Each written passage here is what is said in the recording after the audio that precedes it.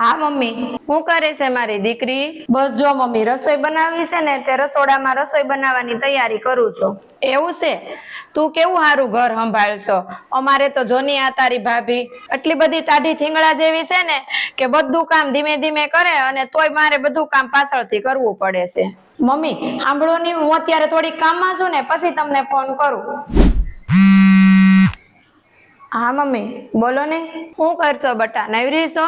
હા મમ્મી બેઠી હતી, બોલો ની. આ જોની તારી ભાભી નોખી નવાઈની નોકરી કરે છે તો હું એને ઘરકામ ન કરવું પડે? બધા કામ અડધો અડધ મારે કરવા પડે છે અને કઈક કે તો રોવા બેહે છે. આજે તો મારે એની હારે થોડીક બોલાચાલી થઈ ગઈ. જો મમ્મી આવું નહીં કરવાનું, કોઈ માણસ બધી વાતે પરફેક્ટ ન હોય. થોડુંક ઈ એડજસ્ટ કરે, થોડુંક તમારે એડજસ્ટ કરવાનું. અને તમારે મને તમારી બંને વચ્ચેની બધી જ વાત કરવાની જરૂર નથી. જો કાંઈ પણ થાય તો તમે અંદરો અંદર સમાધાન કરવાની કોશિશ કરો તો વાતનો જલ્દી નિકાલ આવશે. અરે પણ મમ્મી મારે ઘરનું છે ને થોડું કામ છે અને હું તમને થોડી વાર પછી ફોન કરું.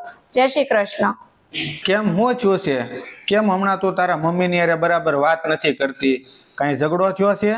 ના ના એવું કઈ નથી, પણ મેં નક્કી કર્યું છે કે હમણાં હું ઓછી વાત કરીશ. કેમ એવું? મારા ભાઈના હમણાં જ લગ્ન થયા છે અને મારા ભાભી નવા નવા ઘરે આવ્યા છે, તો જેટલો ટાઈમ હું મમ્મી હારે વાત કરતી રહીશ એટલો ઓછો ટાઈમ મળશે મારા મમ્મી અને મારા ભાભીને એકબીજાને સમજવાનો અને એકબીજા સાથે વાતો કરવાનો. બહુ લાંબી લાંબી વાતોમાં એકબીજાના ઘરની વાત અરસપરસ થયા કરે અને એક સમય પછી એવું થાય કે ન તો મારા ભાભી ને મારા મમ્મી સાથે સારું બને અને એવું પણ થઈ શકે કે અહીંયા બાને પણ ક્યારેક ખોટું લાગી જાય કે આ બાઈ તો જો એના મમ્મીને આપણા ઘરની બધી વાતો કરે છે અને મારા અને બાના સંબંધોમાં પણ ખટાશ આવી શકે છે.